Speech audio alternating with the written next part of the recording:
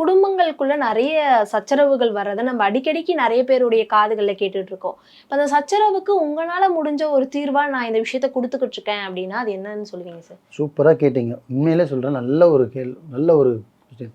நல்லா பார்த்துங்கம்மா, வீட்டுக்கு வாசப்படி மாதிரி வீட்டுக்கு சண்டை இருக்குது. சண்டை இருந்தால் தான் அது வீடே. சண்டை இல்லைன்னா அது வீடே கிடையாது. ஆனால் என்ன ஒன்று, அந்த சண்டையில் ஒரு லாஜிக் இருக்கணும்.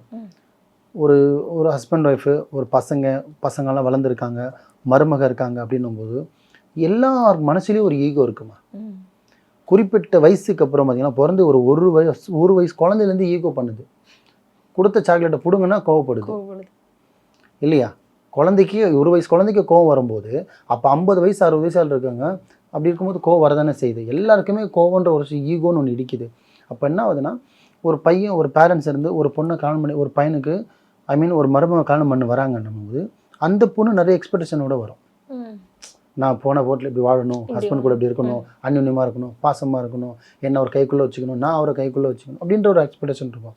ஆனால் இங்கே தாய்க்குன்னு பெண்களுக்கு முழுக்க சொல்லணும்னா விட்டு கொடுக்குற தன்மை கம்மி.